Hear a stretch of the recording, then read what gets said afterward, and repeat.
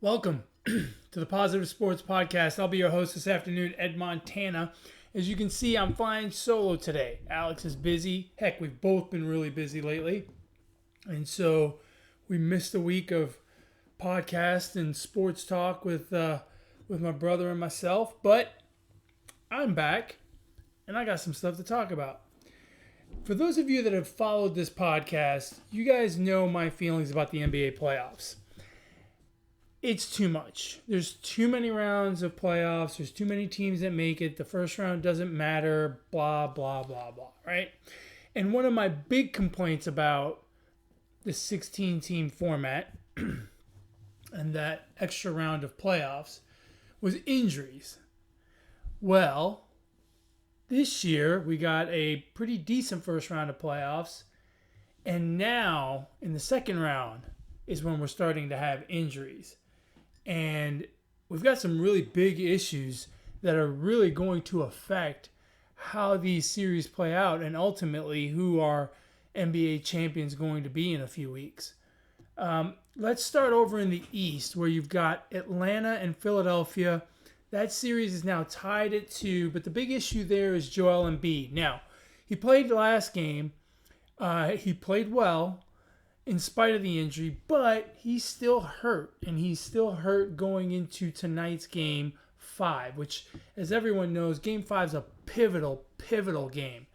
The winner of Game 5 usually goes on to win the series, I'd say, probably about 75-80% of the time. So Game 5 is a big deal, and we just don't know how healthy Embiid is. Now, this Atlanta team is, in my opinion, performing better than they actually are. Trae Young is the real deal. I'm not going to take anything away from him, but let's face it, he doesn't have much help, and yet somehow this team is hanging around and doing an excellent job in this series against the Sixers. I thought the Sixers would handle them easily. Embiid getting hurt certainly changes things. Atlanta came out smoking in Game 1 to take that game. But obviously, they couldn't keep that up. I mean, we just knew they weren't going to shoot 70% the rest of the series. It just wasn't going to happen. And now, we've got a closer series between the two. But I still think Philadelphia is the better team. If Embiid's healthy, for sure, if Embiid's healthy, they win this series. In fact, I think they win it in 6. Atlanta came back and really pulled out a gutsy win night before last. But other than that, this series really has the markings of a Philadelphia team that should advance to the Eastern Conference Finals. And I think they will. I think that the Sixers, even with Joel Embiid at 70% or 50% or whatever he's at, they're good enough to go ahead and win this series. They're good enough to go ahead and really, cement themselves. They're the 1 seed for a reason, right? And I think that they are going to show out that they are the best team in the Eastern Conference, with the exception of the Brooklyn Nets. Obviously, that has to be hashed out at some point. But look, the Sixers are really good. Doc Rivers is a great coach, and I think the Sixers are going to pull this out. The other series in the East is the Brooklyn-Milwaukee series. And now this one, again, has injuries on the team that was favored to win the series. James Harden first with a hamstring issue, and then Kyrie Irving with a nasty ankle sprain. He landed awkwardly on someone else's foot. It looked awful. I mean, it looked to me like he broke the damn thing. I don't know how it's only a sprain, but that's what it is. But he's not expected to be back. It's certainly not for Game 6. Now, the Nets looked in trouble yesterday in Game 5. They came out kind of flat, and the Bucks were firing on all cylinders. But it came back to bite the Bucks in the end. The same thing that always comes back to bite the Bucks in the end.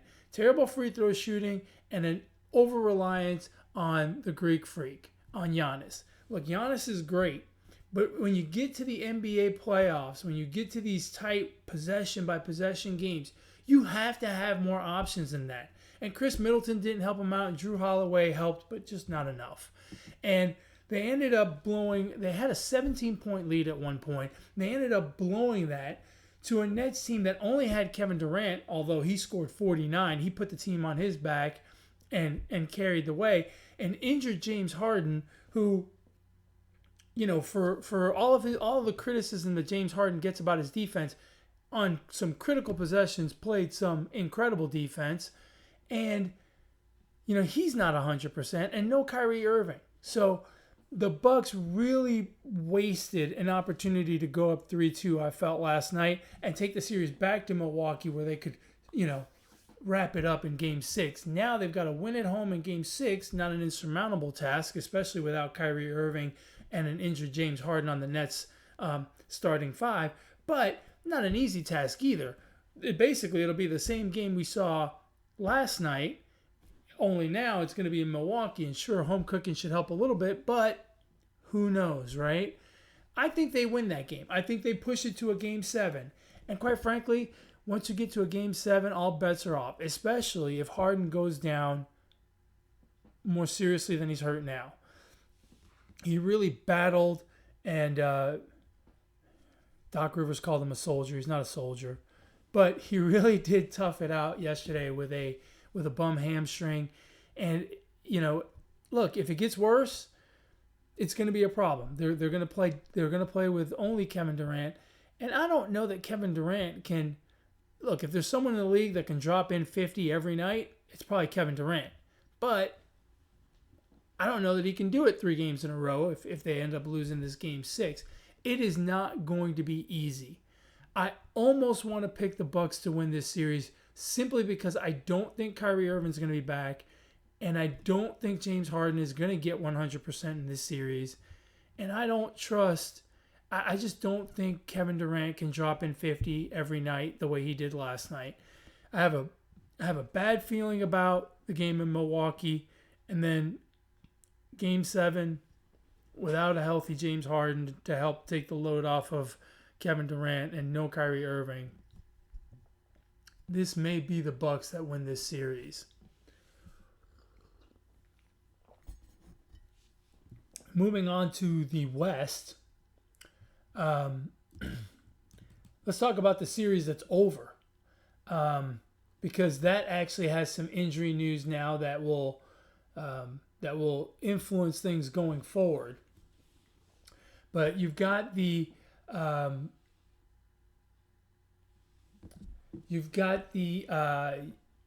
Phoenix Suns, who dispatched of the Denver Nuggets, and your MVP Nikola Jokic, who, you know, played great, but the Suns were just too much, and they ended up sweeping the Nuggets. Jokic actually got ejected in Game 4 for just being a dum-dum. Just arguing and getting in people's faces and wanting to fight. He was clearly frustrated, did not have the best series, and he struggled, and that's that, right? That's the way it goes sometimes. But the big news is Chris Paul has entered the COVID-19 virus protocol, which means he's out indefinitely. Now, the series with the Western Conference Finals series probably won't start for another 4 or 5 days, so that could give him some time. But, you know, he could be out for as much as 2 weeks. And look, that Suns team is good. Devin Booker is great. DeAndre Ayton is fantastic in the middle. Great inside-outside presence. But Chris Paul is the engine that makes that team go. As old as he is, people talk about him being 38 and, you know, his best years are behind him. He is playing top-notch, high-quality basketball. He is the undisputed leader on that team. He is the engine that makes that team go. And I'll tell you right now, if he's out, it's a considerably different team. Probably the most dramatic injury we could see out of any of the teams that are left in the playoffs. It will make a significant difference. Now, they don't know who their opponent is yet. It could be Utah. It could be the Clippers. That series is 2-2.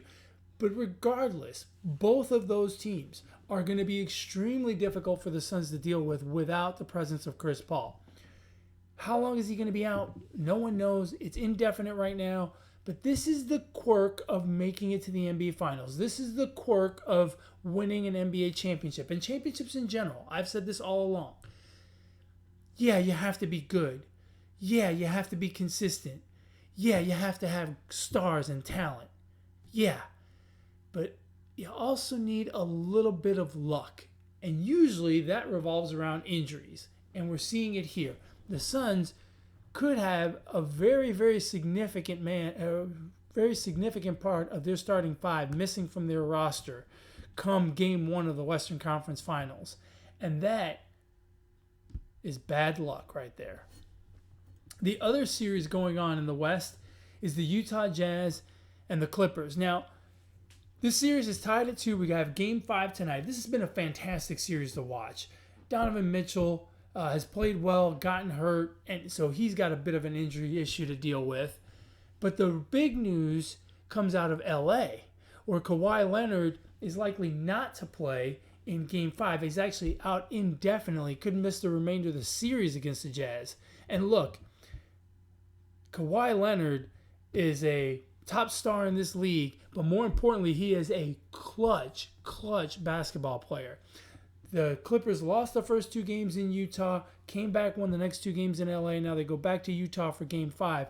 And look, there is no one better in the NBA right now when it comes to fourth quarter magic and clutch shots than Kawhi Leonard. That's right, I said it. Kawhi Leonard is the most clutch player there is in the league right now. And for him to not be on the floor and put all of the onus on on Paul George, yikes. Because there's a difference there. They're both very talented. They're both very good basketball players. But when it comes to clutch time, who do you want the ball in? Whose hand do you want the ball in? I want it in Kawhi Leonard every day of the week and twice on Sunday. It is incredibly important for the Clippers to get Kawhi Leonard back. Having to do this with Kawhi Leonard, man, it smells like trouble to me, and it smells like it's just going to be a quick Game 5 and Game 6. I am fearful that the Clippers may be done. I know Alex was real high on the Clippers before the playoffs started, and I was too. I thought that they would be very, very tough out, and likely they would beat the Jazz. But now, without Kawhi Leonard, man, this is getting very difficult. Very difficult for the Clippers. I don't think they do it. I think the Jazz hold on here and advance, and then you could have the Jazz and the Suns in the Western Conference Finals, 1 versus 2, chalk rules, but with no Chris Paul, that'll be a totally different series the first couple of games if he's not available. Very, very interesting stuff. The second round of the playoffs has been very entertaining. The Suns in Denver was the only series that was a sweep. Every other series is going to go 6, possibly 7 games. So it's been a lot of fun. There's been a lot of ups and downs in these games. The games have gone back and forth. The second round of the playoffs is a lot of fun. And look, again, I stand by my comment. In spite of the good first round that we had, we can do away with the first round of the playoffs. We can totally do away with it. Let's start with 4 from each conference, and let's just do the second round of the playoffs, make that the first round of the playoffs, and then have the conference finals and then the NBA finals. This round of playoffs has been must-watch TV. I have been glued to my TV watching these basketball games. It's been a ton of fun, and it will likely continue to be that way.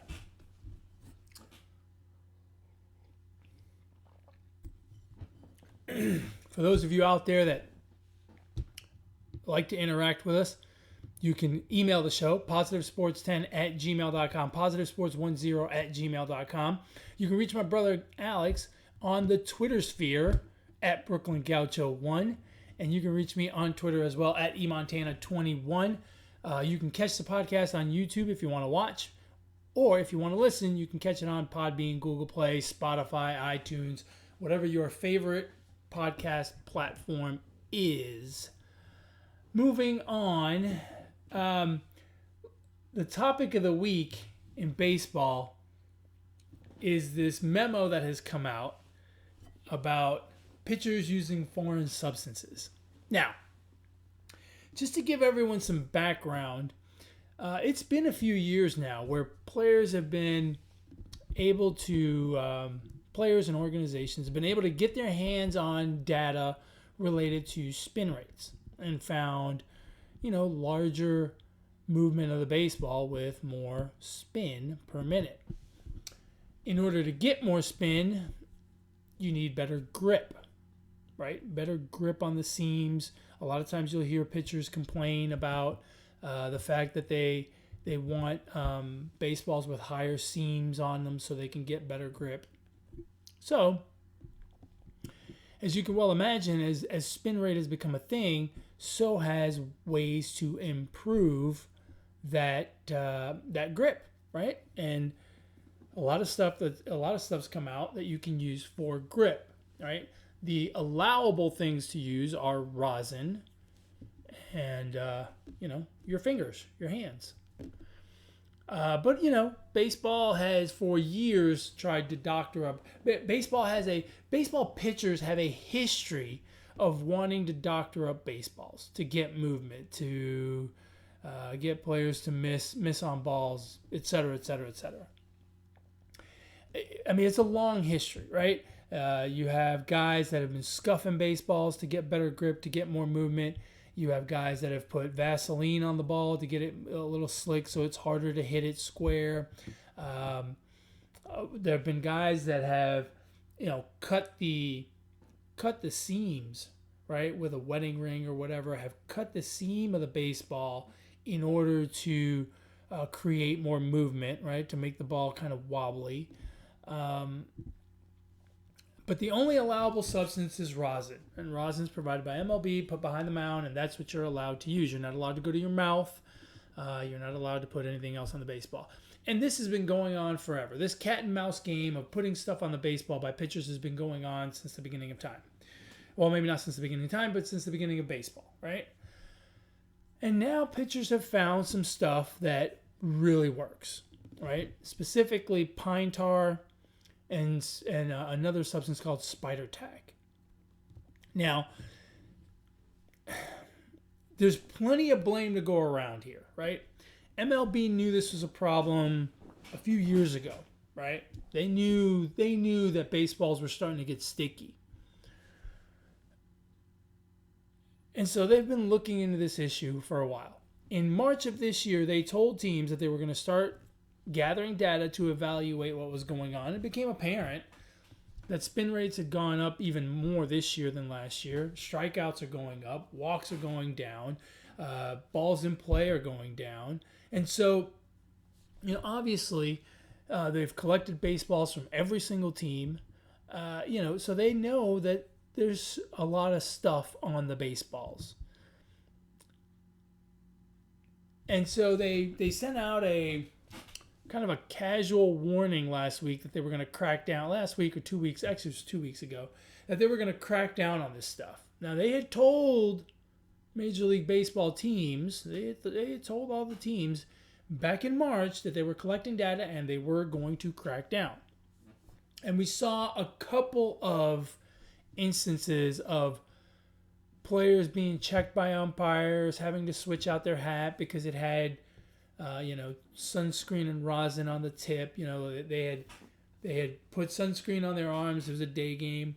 Put sunscreen on their arms, grab the rosin bag, kind of mix the two to create some tack, put it on their hat so that they had it readily available, and made a guy change out his hat. So we've seen little instances of umpires starting to check, starting to look to see what the deal was. And finally, yesterday, MLB came out with a memo to all 30 teams with a policy of what they intend to do about the sticky stuff. And just to summarize, if pitchers are caught using a foreign substance on the baseball, they are ejected immediately and given a 10-game suspension with pay. Fantastic. Sounds like a call for arrest. If somebody needs to rest for a couple of outings, you just, put some stuff on the ball, hope you don't get caught, and if you do, well, you get a little break. Starting pitchers will be subject to routine checks from the umpires. Relievers will be checked at the end of the inning or at the end of their outing if they're pulled during the inning. Catchers can be spot checked and players can be spot checked. The responsibility for any substance found on the baseball belongs to the pitcher. So unless they specifically catch, say, a shortstop or a second baseman putting stuff on the baseball, if they find the baseball, they're going to assume it came from the pitcher. Whether he got it, whether the catcher did it or the pitcher did it or the second baseman, the first baseman, whomever, it doesn't matter. If there's sticky stuff on the baseball and they didn't see who did it, the pitcher's going to get ejected. It's just that simple. That's the rule. First time violation, 10 games, it will get progressively worse from there. I don't know how it's going to go. 10, 20, 30, 10, 50, 100. I don't know. And that policy will be effective starting, I believe it's next Monday. So the 21st of June becomes the magical date where you can no longer use sticky stuff. Never mind the fact that you will have played 70 games this season. And now all of a sudden you can't. So, look,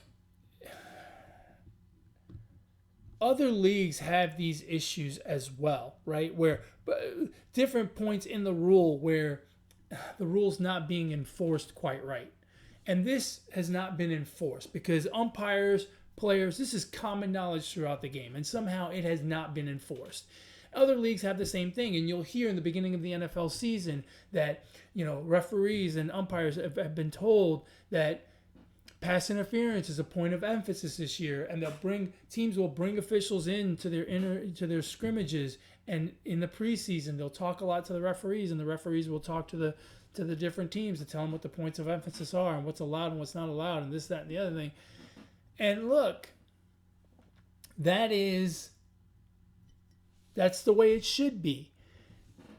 But baseball does it in the middle of the season, which is it's dumb. It's dumb. Don't do it in the middle of the season, right? The NFL does it, points of emphasis.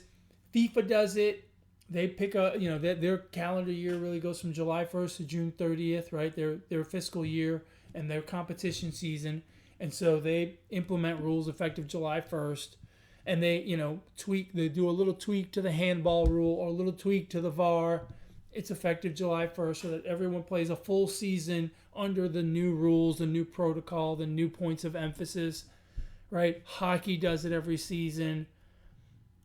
The NBA does it. I remember when they took the hand check rule out, right? That became a thing. It started at the beginning of a season. Not baseball. Baseball picks June 21st because that's the magical point when we should stop this cheating. It's dumb. It's dumb. And I'll tell you why it's dumb. You have guys that have been using this stuff all year, and now they have to make an adjustment in the middle of the season. It's unfair to them. I know. I can hear you even though you're not here. But they're cheating. It's wrong anyway. I get it.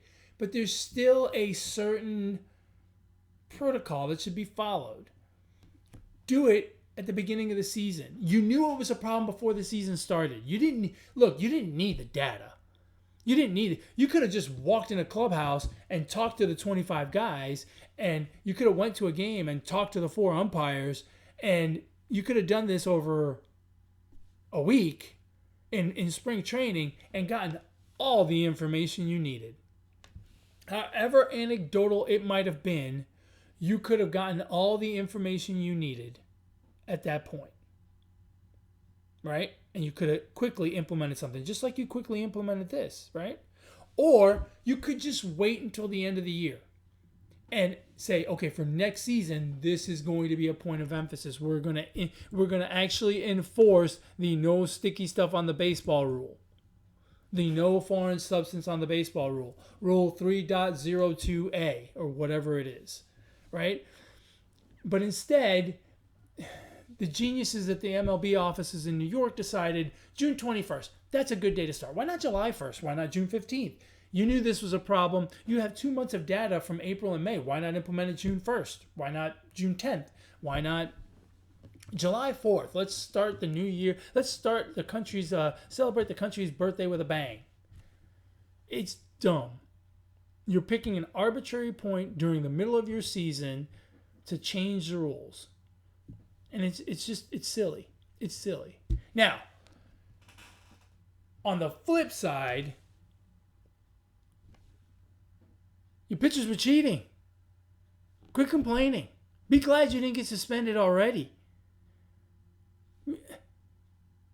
Deal with it. You weren't supposed to be using foreign substances on the baseball in the first place. You've known this since you were a little kid.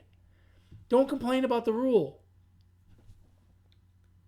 You weren't supposed to be cheating anyway. The only thing MLB has done now is they've put an actual price tag on your cheating. 10 games. There you go. 10 games. 10 games. Before, it's happened before, right? Where pitchers have put stuff on the baseball. The umpires walked out there. They've looked at their hat and this, that, and the other thing and ejected a pitcher for putting foreign substance on the baseball. The matter then went to the MLB office, and the MLB handed down a punishment. 5-game suspension, 4-game suspension, 6 games, whatever it was. The only thing that's changed now is that umpires are going to check regularly, and we know the price tag for you cheating. 10 games. Bang. That's it.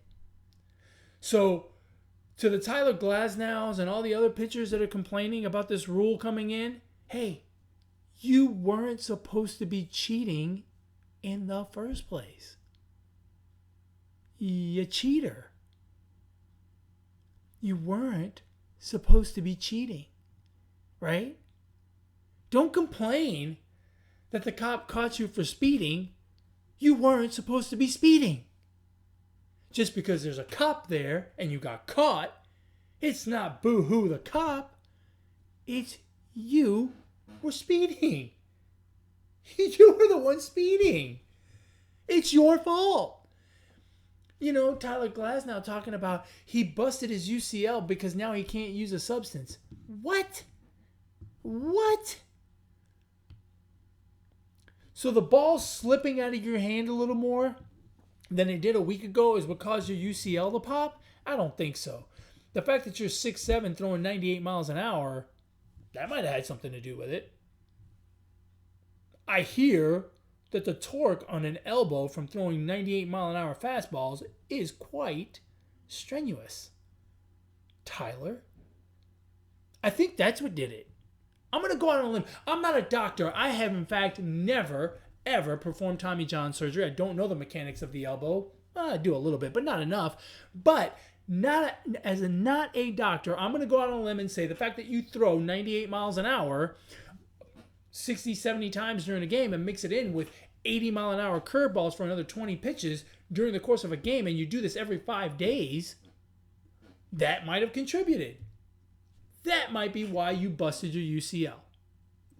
The fact that the ball slips out of your hand a little bit more now because you're not using tacky stuff has nothing to do with your UCL, buddy. There have been pitchers blowing out their elbows for the last 50 years. And back then they didn't use spider tack. There's been a bunch of them that have blown out their elbows without using anything. Tommy John, the man who they named the surgery after, Tommy John himself probably didn't use anything. Maybe he did. I don't know. My point is, do not complain about the enforcement of a rule that's been a rule since the beginning of time that you've known about since you were a little kid. It's being enforced. Deal with it. And to blame your injury for that, you're being silly. You're being silly. You look like a buffoon. You look absolutely silly. It is ridiculous. Pitchers, stop complaining. They're enforcing the rule. Okay? They're enforcing the rule.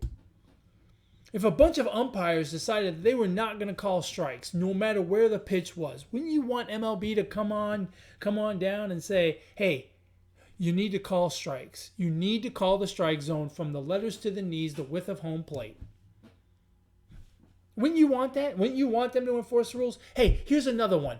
If all of the batters are corking their bats and MLB's just letting it go, and one day MLB decides, there's a lot of home runs being hit lately. Exit velo is going through the roof. We got to start looking at bats. And they look at bats and they find a bunch of corked. And they say, okay, listen here, guys. On June 21st, no more corked bats. You pitchers would be jumping up and down. You'd be jumping for joy that they're enforcing the rule, right? The rule. You can't modify your bat that way. You would love it, right? No pitcher said, poor Sammy Sosa, he's going to get suspended for using a corked bat when he got busted. Not one pitcher said that. Not one. Not one pitcher said that. I promise you. I guarantee it. But yet here you guys are all coming out up in arms about the enforcement of a rule that's been around forever. I mean, it's Rule 3 for crying out loud. I don't know how many rules are on baseball, but if it's Rule 3, I'm going to guess it's one of the originals, right? Like, it's like one of the 10 Commandments. They put it on a stone tablet. They put it on a stone tablet, and they've added some rules since then, but, I mean, that's one of the basic rules. Look, just don't cheat. I understand we all want spin rate. I'm not saying don't take every advantage you can, play as hard as you can, push the limits of what you can and cannot do. Use the hell out of the rosin bag. I get it. But you can't complain about enforcement of a rule when you were cheating. It's just that simple. You were cheating. I mean, I just don't know how else. I don't know how else to frame it. You were cheating. Stop it. Just stop it. And if you hurt your arm because you are no longer cheating, look, your arm was going to bust anyway. Your arm was going to bust at some point. I mean, I hate to be that flippant about your injury, Tyler Glasnow, but I mean, it is what it is, What are we complaining about here? Moral of the story is don't cheat. Boys and girls watching this, don't cheat. Just do it on your own. Don't cheat.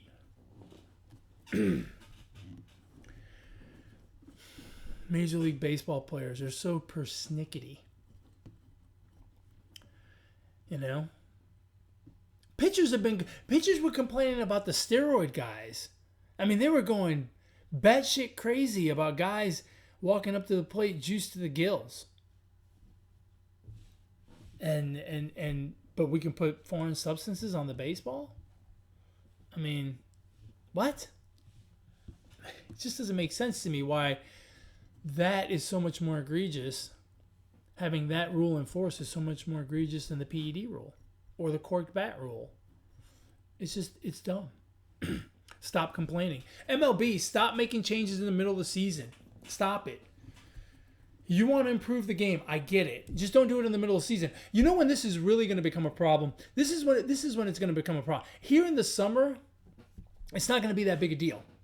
It's not going to be that big a deal in the summer because the heat gives your hand that natural bit of moisture and stickiness to it, especially the humidity in some places. And so you get pretty good grip in the summer.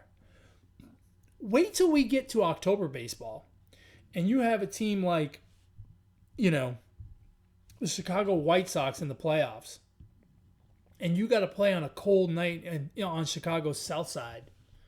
It's going to be hell to get a grip on those baseballs. Those baseballs become super slick when it's cold. The other time it's going to be a problem is if it rains during the game, right?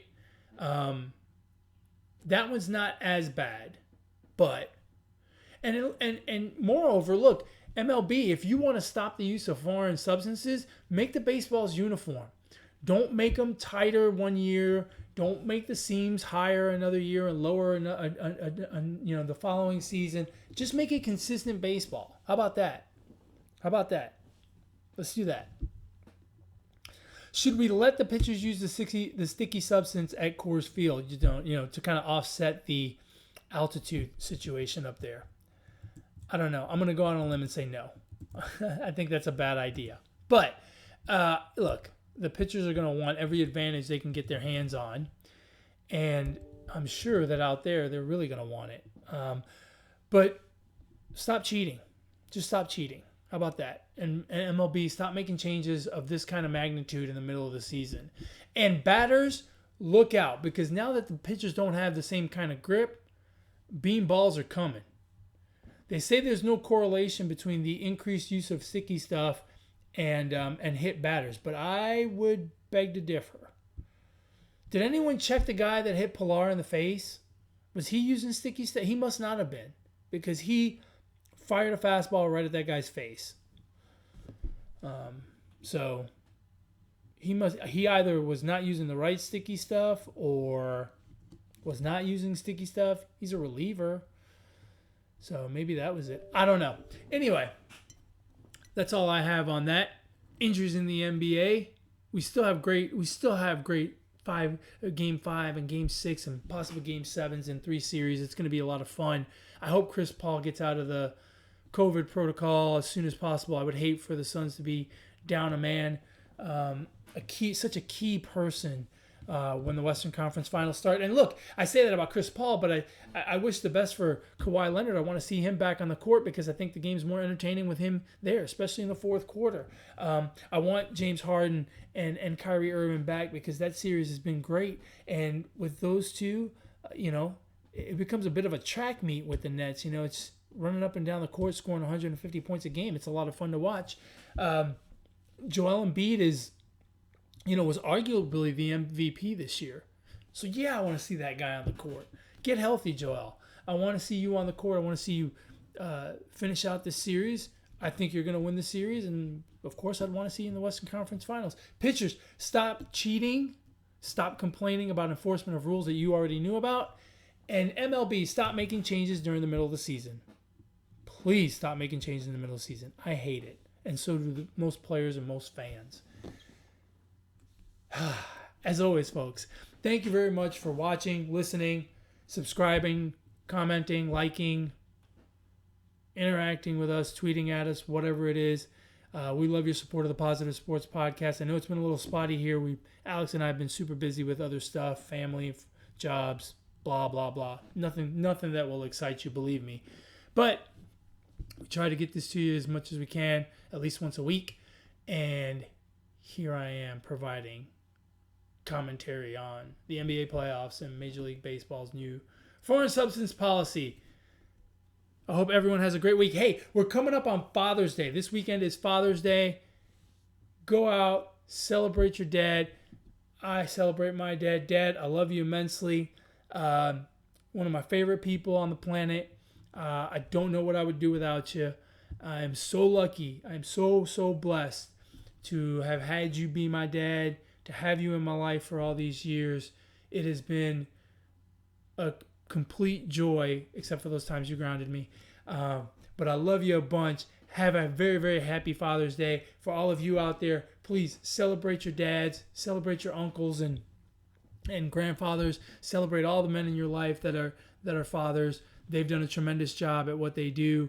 And, go out and enjoy your Father's Day. Be nice to your dad. Have a shot of whiskey with him. I think I'm gonna try that this year with my dad. I'm gonna have a shot of something just to celebrate, just to say Happy Father's Day. So say Happy Father's Day to all the men in your life who happen to be dads. And hey, as always, folks, ignore the negativity. Be the positivity. Peace.